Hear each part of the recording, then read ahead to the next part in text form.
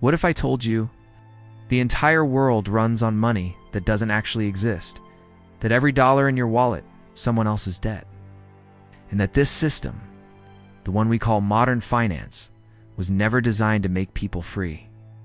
It was built to keep them dependent.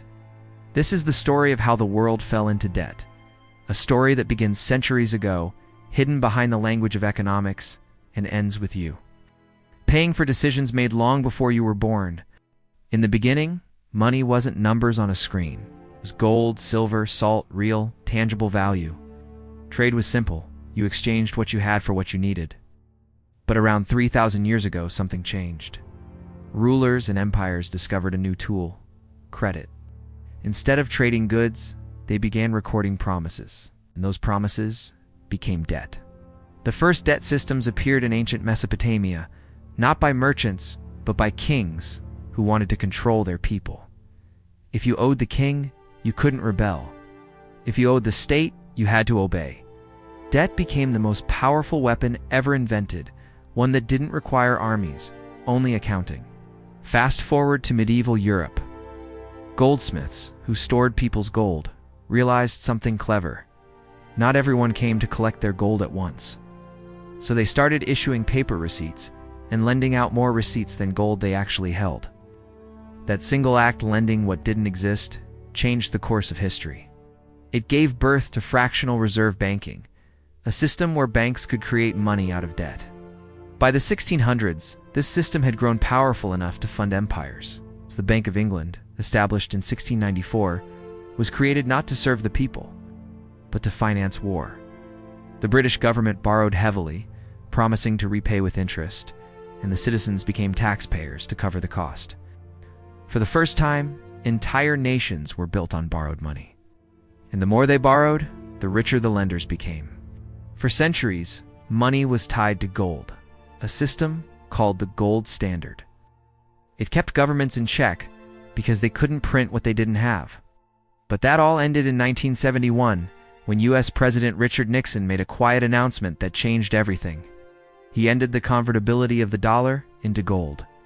From that day, money was no longer backed by anything real.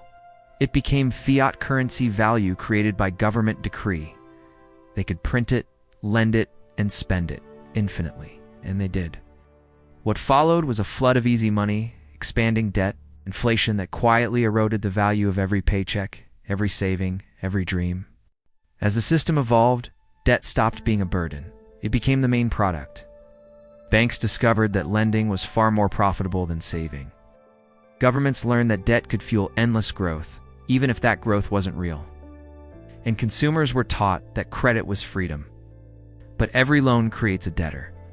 Every dollar printed owes interest. And when everyone borrows, from families to nations, the world becomes one giant debtor-esque prison. Today, the global debt stands at over $300 trillion. That's 3 times more than the entire world's GDP. Think about that. Even if every person, business, and country gave up everything they owned, the debt would still remain. You'd think the world would learn from its mistakes. But every time the system cracks, instead of reform, they'd print more money. When the 2008 financial crisis hit, governments bailed out the very banks that caused it. When the 2020 pandemic struck, trillions were created out of thin air to keep markets alive. But printing money doesn't solve debt, it multiplies it. Inflation surges, savings vanish, and the same cycle repeats. Debt gives crisis, gives money, printing gives more debt. The system feeds on itself, and each generation inherits a heavier burden than the last. Today, the next phase of this story is already unfolding. As the old system struggles to survive, a new one is being built.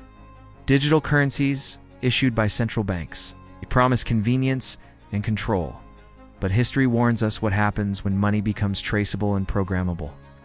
If the old system made you dependent, the new one could make you predictable. And once again, the pattern repeats. Debt disguised as opportunity, control disguised as progress. The names change, but the mechanism remains the same. So, what can we learn from this hidden history? 3 things stand out. Debt is not just financial, it's structural. It shapes societies, policies, and even personal freedom. Every time you borrow, someone else gains control. Money is trust, nothing more. Once that trust is broken, the system collapses, as it always has in history. The illusion of growth hides the reality of dependency. Every boom built on debt ends the same way, with a crash. We often think we're free because we can buy, borrow, and spend. But true freedom doesn't come from how much money you have. It comes from understanding how the system uses it against you. The story of debt isn't just history, it's the present we live in and the future we're building.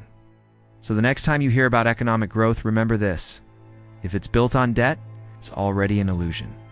This is Economic Chain, and you've just seen how the world fell into debt.